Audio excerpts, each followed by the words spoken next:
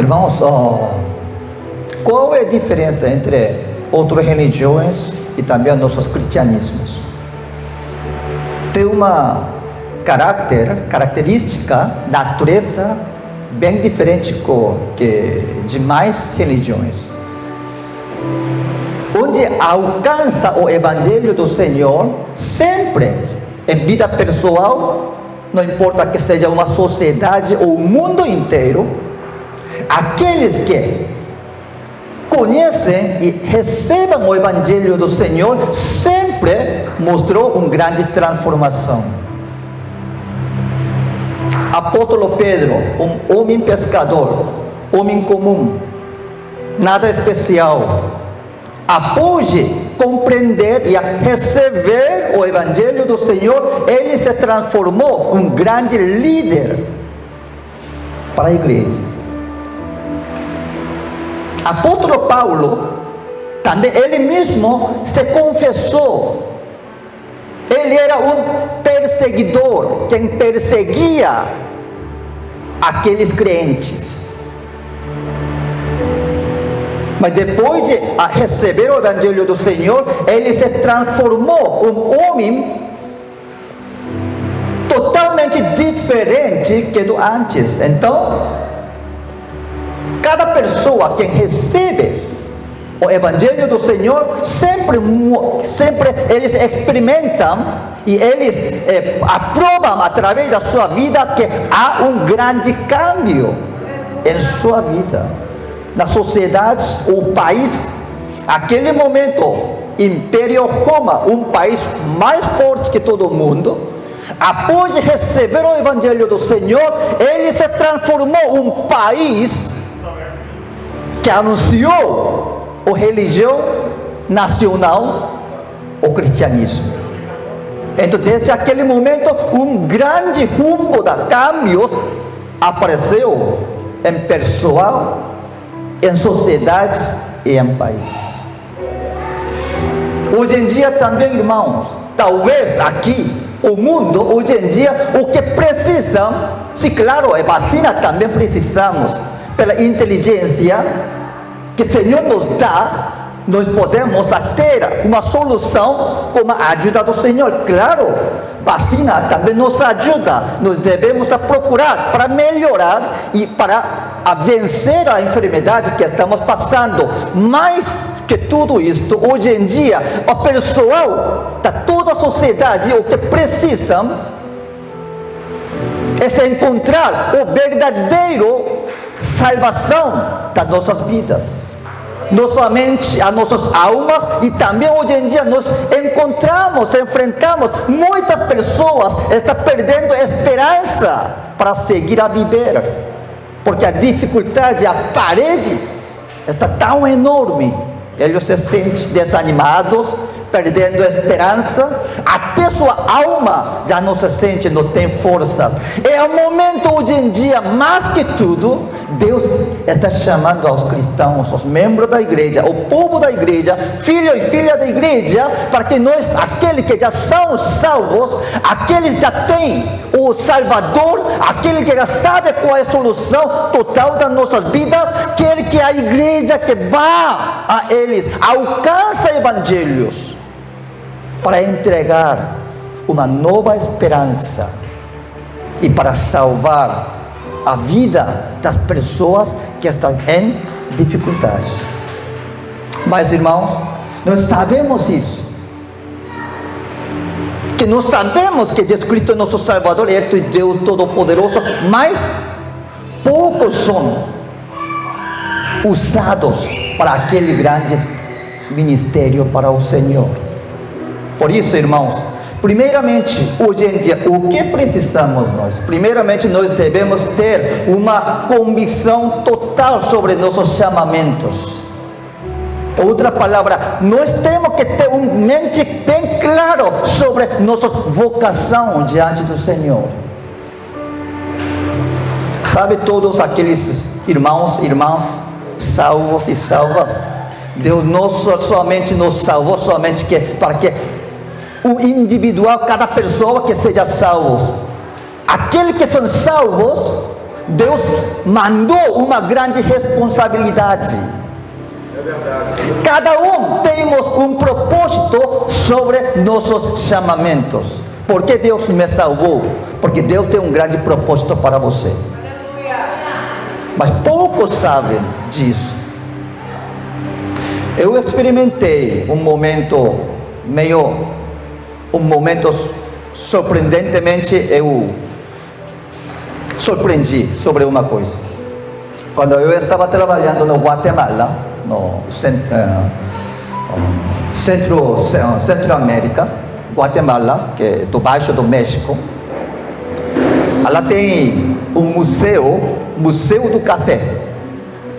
Na verdade, é uma empresa do café. Aqui no Brasil tem também empresa de café bem grande. Mas lá em Guatemala também tem muitos campos, muitas empresas do café.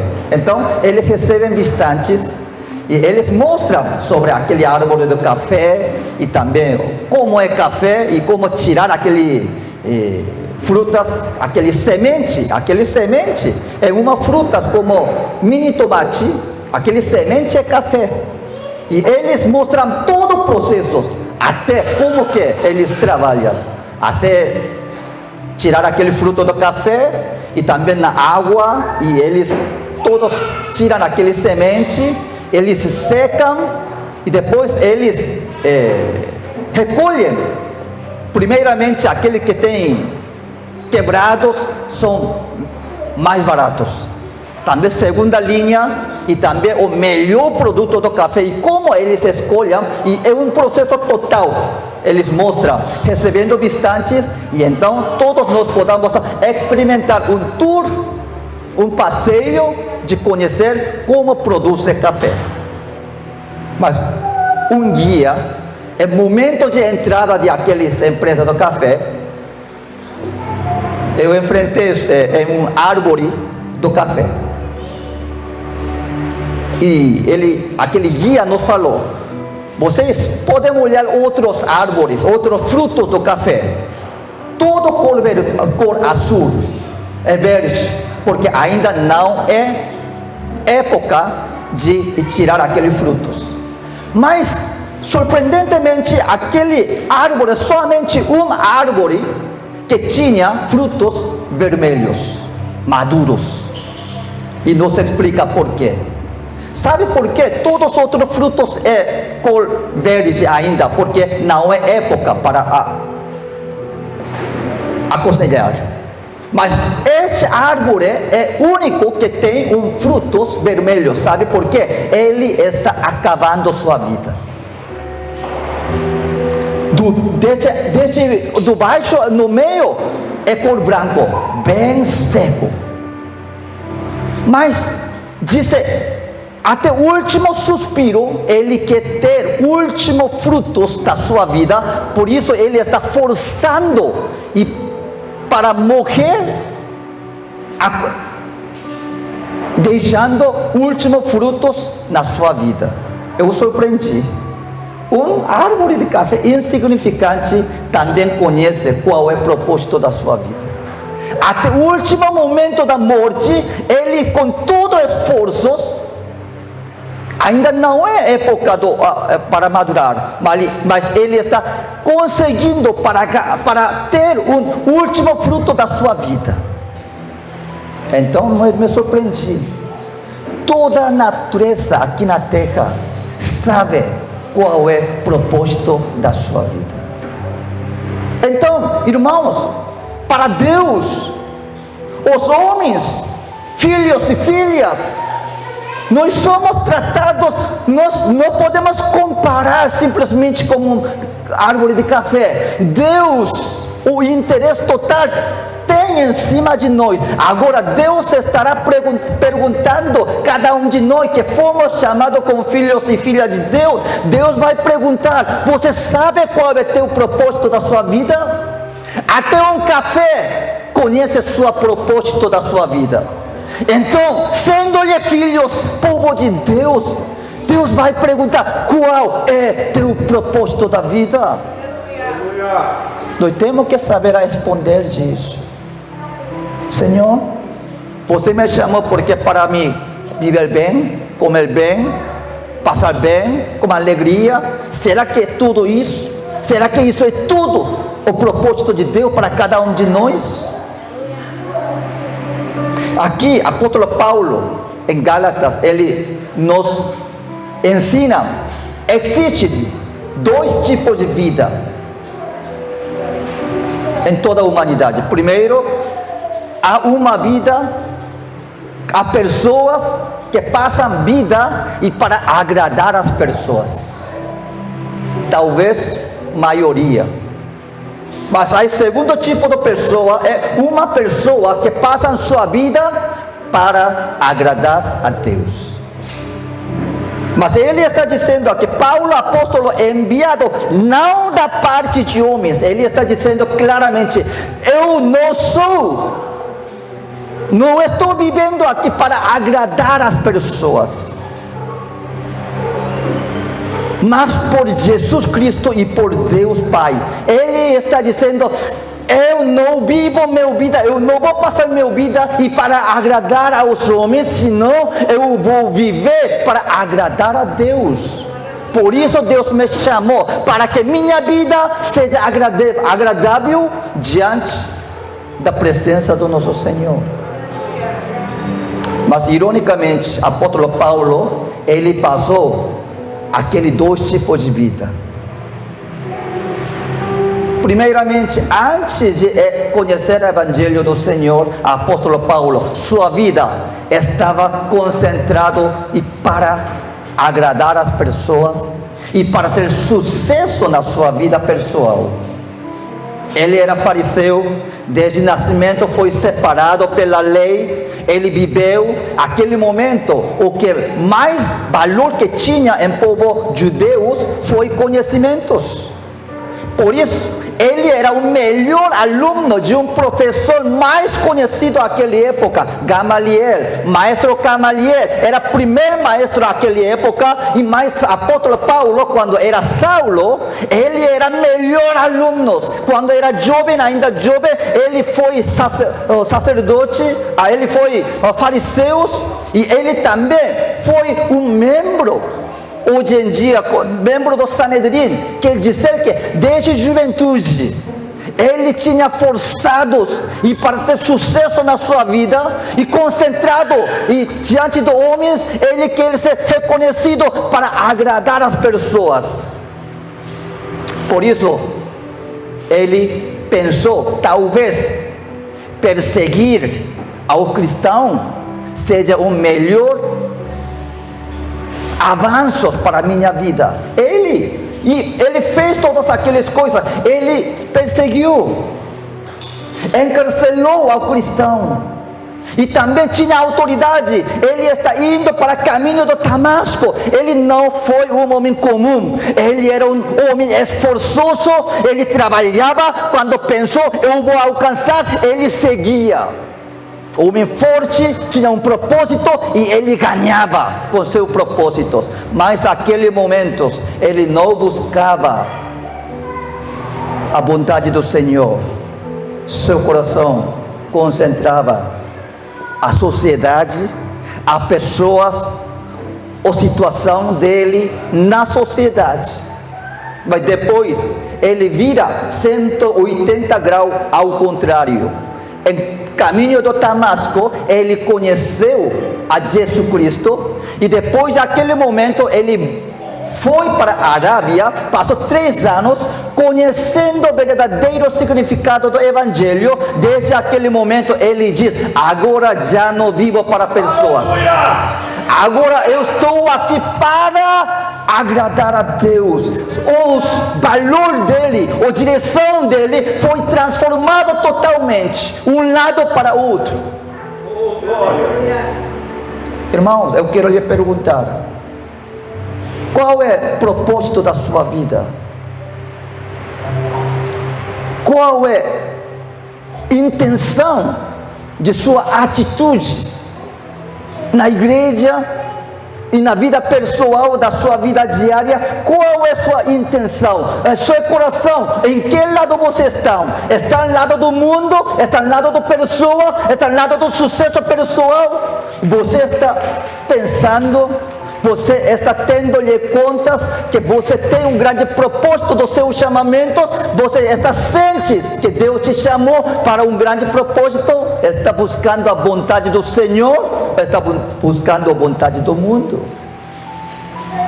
Hoje em dia, se nós somos cristãos, filhos e filhas de Deus, temos que ter aquele propósitos das nossas vidas e restaurar de novo. Senhor,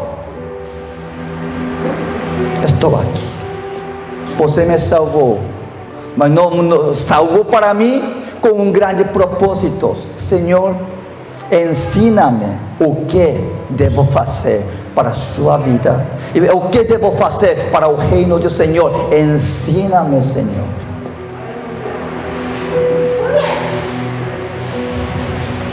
Quando eu fui seminarista, estudante do seminário, e para se preparar como servo de Deus, para pastor, para formar como pastor, eu era ainda estudante. Eu confundi sobre meu chamamento. Será que Deus me chamou verdadeiramente como pastor, ou simplesmente ou membro da igreja? Tem muitas maneiras para servir ao Senhor. Amém? Não é que toda congregação tem que convertir como pastor, como missionário. Não. Em teu lugar, em seus chamamentos, através do seu trabalho. Amém? Mas para mim, eu achei que para mim, Deus me escolheu como pastor, e por isso eu entrei na seminários e estudando, mas eu confundi, não tinha convicção ainda. Eu saí, eu me deixei alguns momentos, porque não tinha uma convicção. Mas depois de passando alguns meses, eu assisti um culto. Aí, depois do culto, e estava orando língua. De repente, Espírito Santo me deu uma interpretação da língua. Eu mesmo me falei: deixa tudo e me segue. Não é que outra pessoa me falou, senão eu mesmo falei. Espírito Santo me interpretou a oração da língua que estava orando e me ensinou.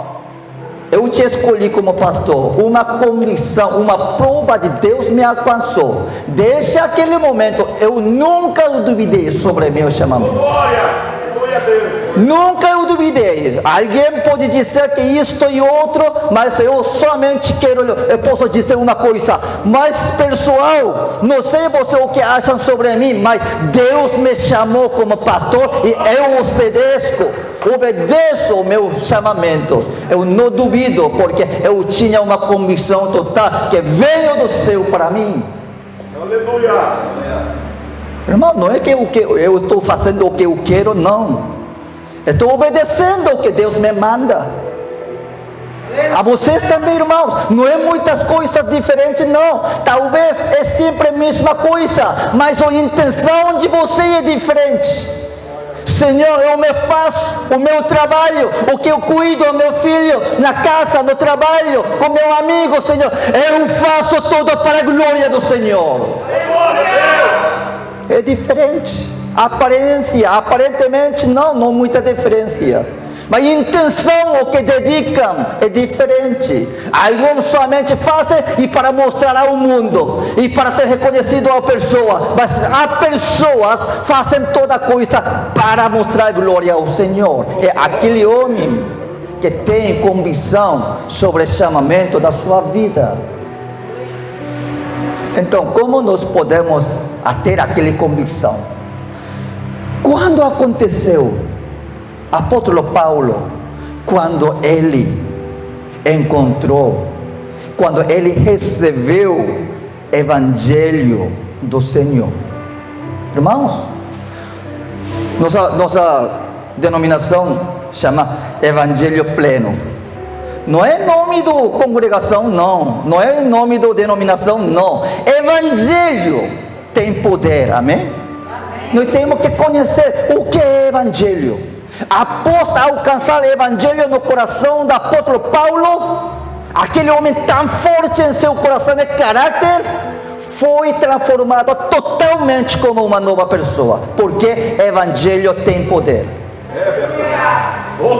Então, um dia, um não crente perguntou a um membro da igreja: Senhor, o que você crê? Você disse que temos que crer. Então, me diga, o que o Senhor crê? Então, aquele senhor diz: eu creio o que crê a igreja. Aleluia.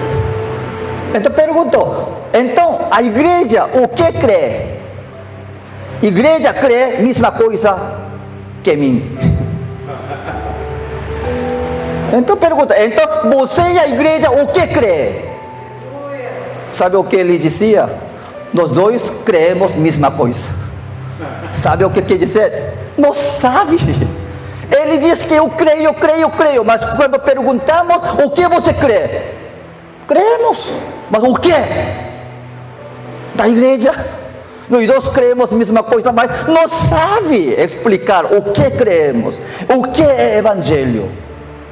Aqui, em apóstolo Paulo, nos explica em uma frase tão simples, em versículo 3 em adiante, que diz assim: Senhor Jesus Cristo, que se entregou a si mesmo por nossos pecados, a fim de nos resgatar desta presente era perversa.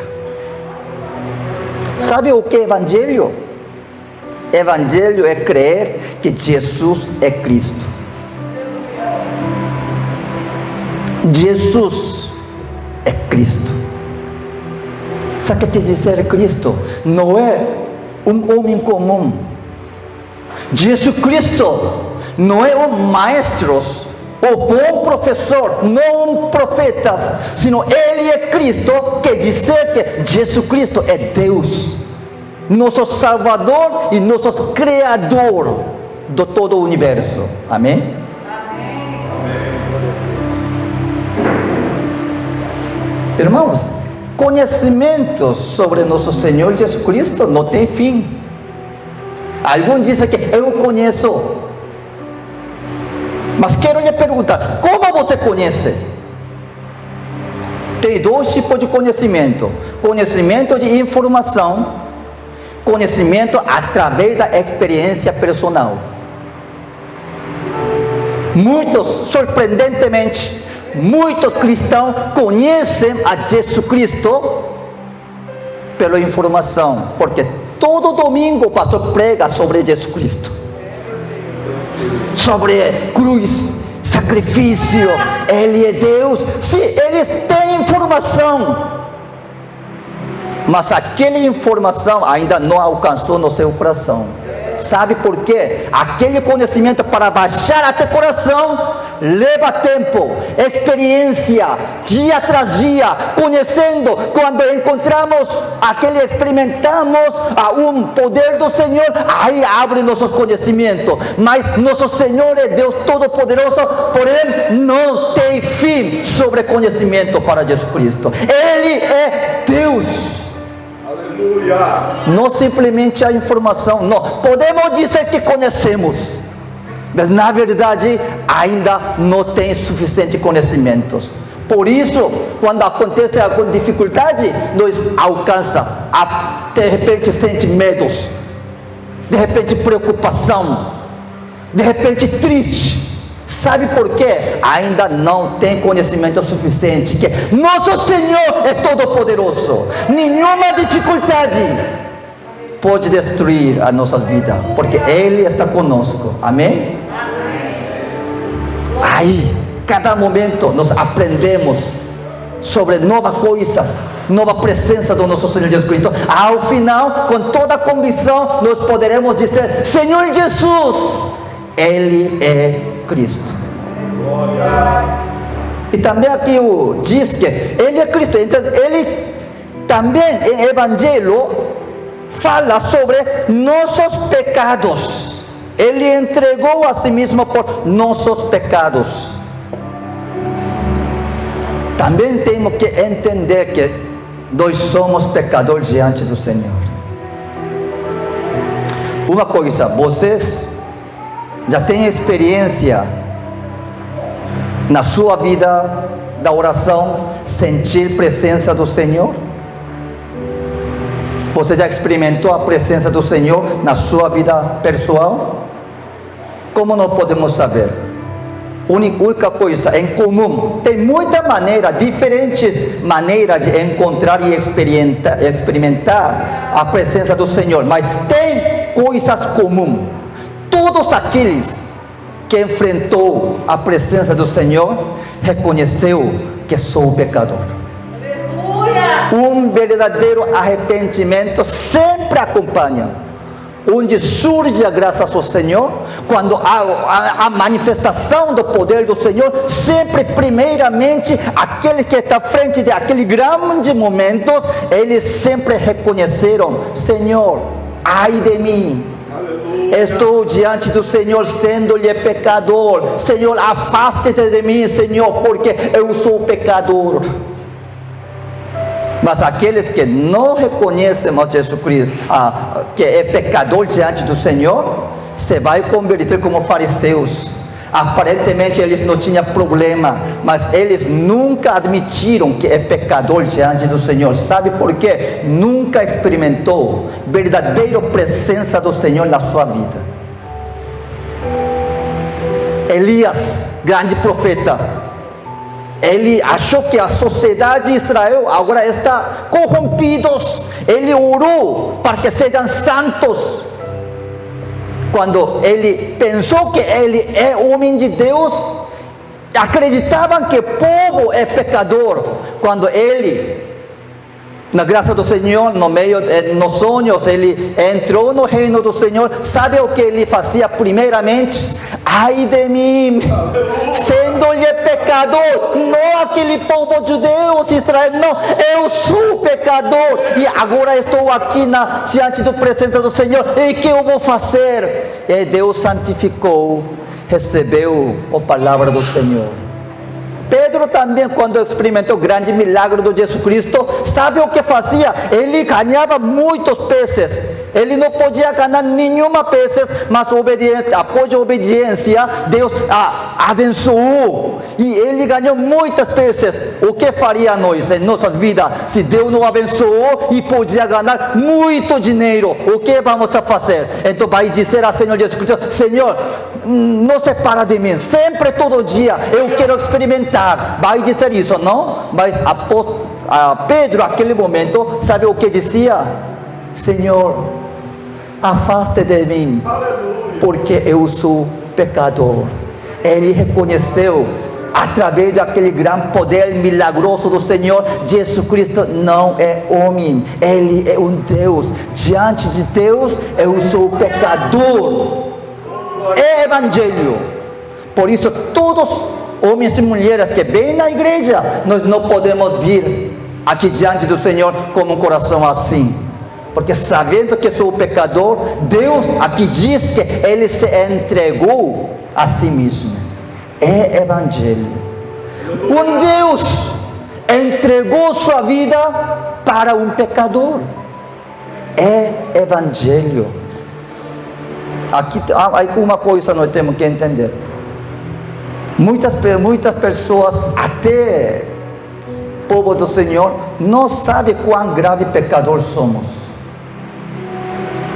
Será que, irmão, nosso Senhor é um Deus todo-poderoso, não é? Sua palavra, quando Ele diz uma palavra, vai realizar. Sua palavra tem grande poder. Em Gênesis capítulo 1 diz que haja luz, existiu luz.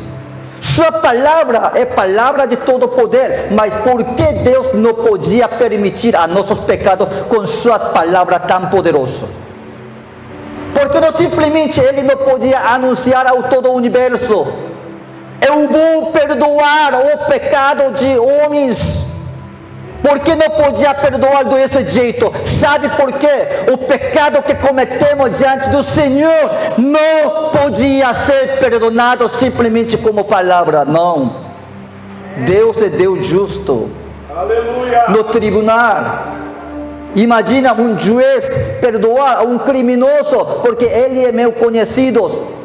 Eu não vou processar, porque simplesmente com uma palavra, ele é meu amigo e eu vou perdoar. O que vai dizer o mundo? Ele não é justo.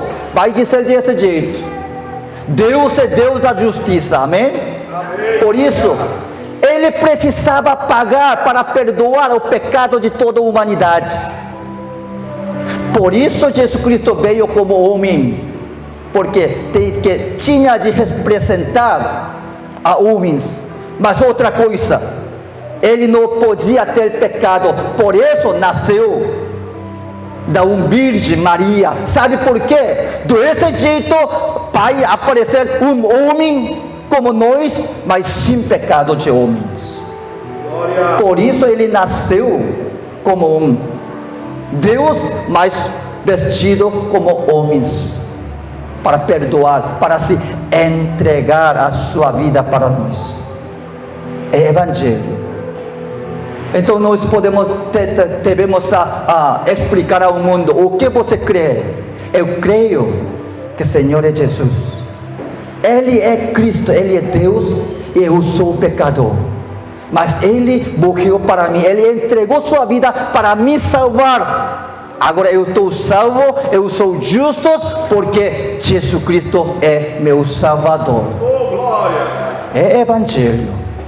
Agora, então, por último, qual é o propósito do Evangelho? Aqui nos diz: a fim de nos resgatar desta presente era perversa, segundo a vontade de nosso Deus e Pai, a quem seja a glória para todos sempre. Amém.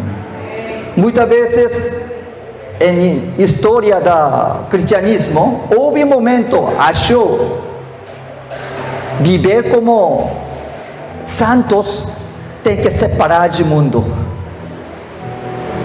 Muitos cristãos, fiel cristãos, saíram para desertos, dizendo: somente os cristãos nós vamos a viver sem pecado, sem influência do mundo, sem influência da cultura, sem outros problemas para nossa vida pessoal com relação a nosso Deus. Vamos a viver somente nós cristãos.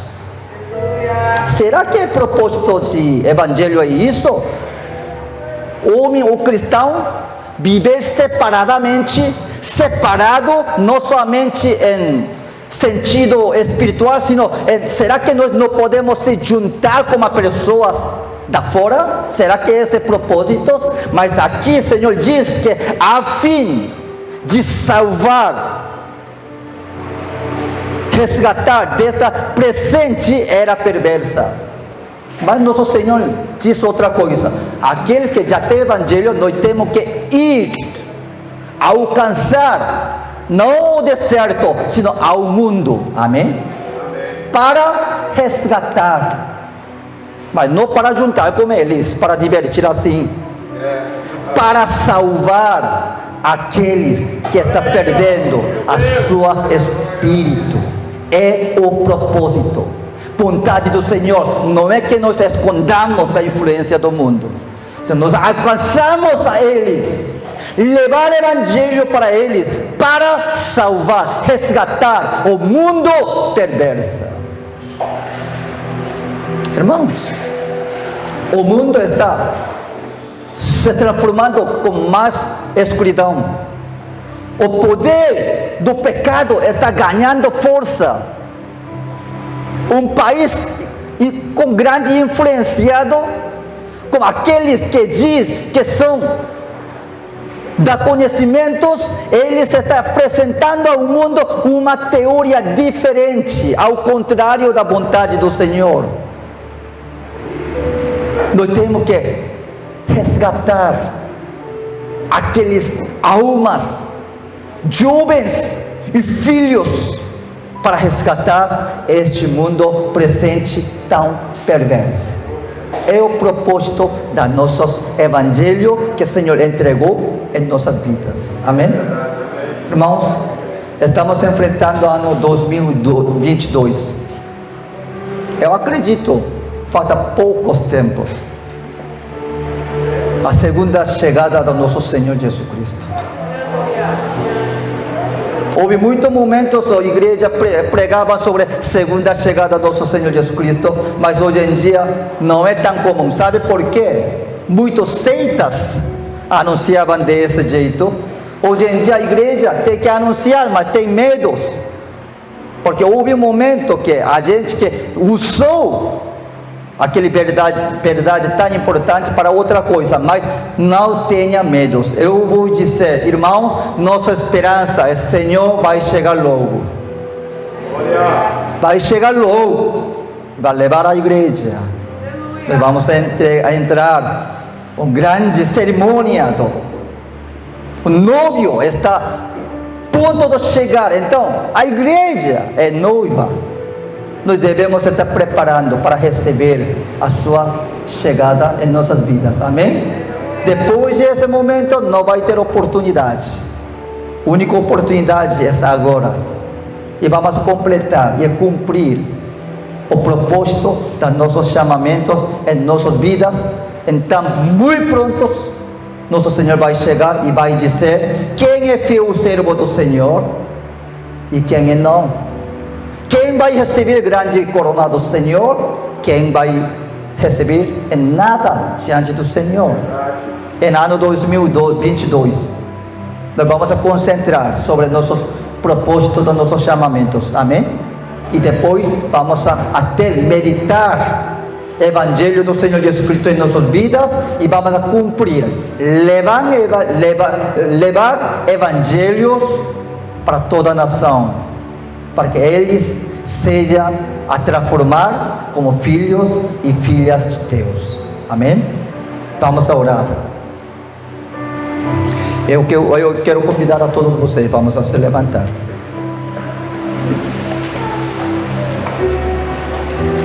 Talvez nós fomos chamados em diferentes maneiras,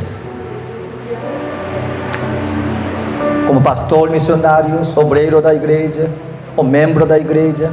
Temos diferentes trabalhos, estudantes, negócios, o cargo que temos em diferente maneira, mas nosso coração tem que ter o mesmo coração, com a mesma intenção. Senhor, tudo o que faço é para a glória do Senhor.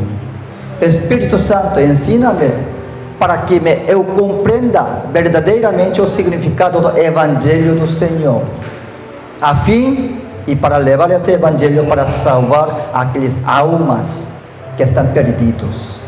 É nossos propósitos para levar evangelhos e a salvar aquelas almas que estão no mundo. Senhor, eu quero cumprir. Espírito Santo, me dá força, sua influência, guia-me a minha vida, Senhor.